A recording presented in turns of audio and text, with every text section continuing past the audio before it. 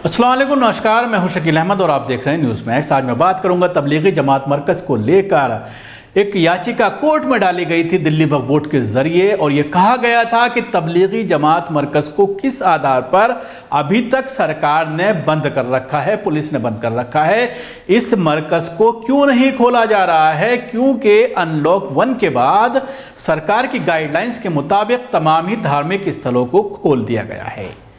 जहां तक सवाल है, आप जांच की बात कर रहे हैं, तकरीबन 1 साल हो गया है मरकज को बंद हुए 31 मार्च 2020 को मरकज को बंद किया गया था, जब तबलीगी जमात के कुछ लोग पॉजिटिव पाए गए थे। और उसके बाद जिस तरह से उस पर सियासत हुई, अक्सर मैं उस पर बात कर चुका हूं।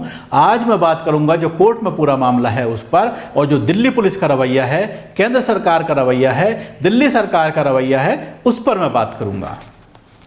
तो कोर्ट में यह मामला दिल्ली वक्फ बोर्ड लेकर के गई है, और वक्फ बोर्ड ने यह कहा है कि जिस तरह से अनलॉक 1 के बाद तमाम धार्मिक स्थलों को खोलने की इजाज़त दी गई है, तो आखिर मरकज़ को किस आधार पर आपने बंद कर रखा है। क्योंकि मरकज़ निज़ामुद्दीन मरकज़ में सिर्फ ऐसा ये नहीं है कि तबलीगी जमात के मेंबर वहाँ पर पहुँचते हैं, बल्कि वहाँ पर एक बंगले वाली मस्जिद है, बहुत बड़ी मस्जिद है, 5 वक्त की नमाज वहाँ पर अदा की जाती है। इलाके के लोग होते हैं, बाहरी लोग होते हैं, तमाम लोग नमाज अदा करते हैं। तो वो भी मजहबी इमारत है, और मजहबी इमारत को खोल दिया गया है, इबादत की जा सकती है। उसके साथ ही वहाँ पर एक मदरसा चल रहा है, और बच्चों के लिए बोर्डिंग भी है।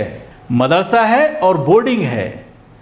अगर आप कहते हैं कि मदरसों को भी खोल दिया गया है, सारे स्कूल खुल गए हैं, और नीचे लेवल के स्कूल भी खुल गए हैं, अब तो 1 से लेकर 5 तक के स्कूल भी खुल गए हैं। पहले अपर क्लास के खुले थे, अब तमाम तरह के बच्चे स्कूलों में जा रहे हैं, तो अब मदरसा भी खुलना चाहिए। जिस तरह से वहाँ पर मदरसा कासिमुल उलूम कायम है, और मदरसे के साथ साथ छात्रावास भी है, उसमें बच्चे रहते भी हैं। तो किस आधार पर आपने इसको बंद कर रखा है।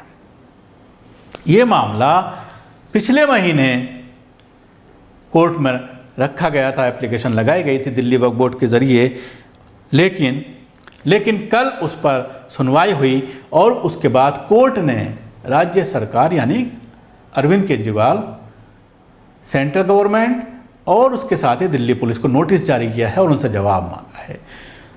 केंद्र सरकार और दिल्ली सरकार के वकील ने यह कहा कि हमें कुछ समय चाहिए ताकि हम इसका जवाब आपको दे पाएँ। अगली सुनवाई 24 मार्च को होगी, और 24 मार्च को ये देखने वाली बात होगी कि सरकार के ज़रिए जो जवाब दिया जाता है उसमें किन एंगल्स को रखा जाता है। क्योंकि दिल्ली पुलिस बार बार ये कह रही है कि मरकज़ को बंद करने का हमारा मकसद जांच का है, जांच प्रक्रिया का है। जहाँ अगर हम मरकज़ को खोल देंगे तो हमारी जांच प्रक्रिया बाधित हो सकती है। लेकिन 1 साल से क्या जांच चल रही है, क्या चीज़ें निकल कर सामने आई हैं, इसका जवाब दिल्ली पुलिस के पास नहीं है। क्योंकि जितने भी जमातियों को गिरफ्तार किया गया, जितने भी जमातियों को क्वारंटाइन किया गया, ज़्यादातर जिसमें जो विदेशी थे वो अपने अपने मुल्क पहुंच चुके हैं। सबको ज़मानत दे दी गई है, सबको केस ख़त्म हो गए हैं, सबको बरी कर दिया गया है, और कुछ जुर्माना लगा करके सबको छोड़ दिया गया है, और अपने अपने कंट्री ज़्यादातर लोग चले गए हैं।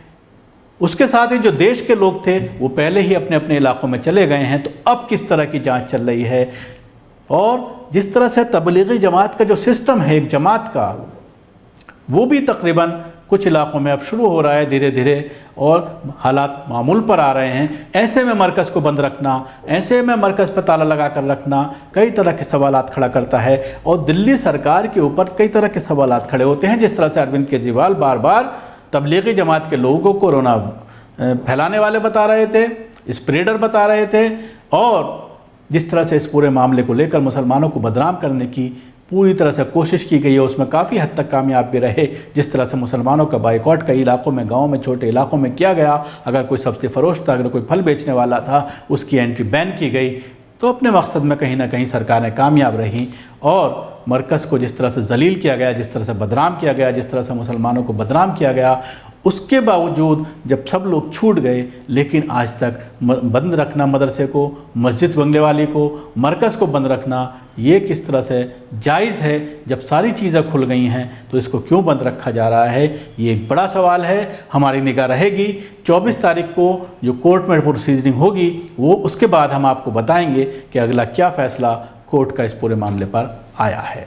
शुक्रिया। आपको हमारा प्रोग्राम कैसा लगा ज़रूर बताएं। हमारे यूट्यूब चैनल को सब्सक्राइब करना ना भूलें, इसके साथ ही बेल आइकन जरूर दबाएं। धन्यवाद। सभी अहम खबरों के लिए न्यूज़ MX को सब्सक्राइब करें, साथ ही बेल आइकॉन को जरूर दबाएं। लाइक, शेयर, कमेंट करना ना भूलें।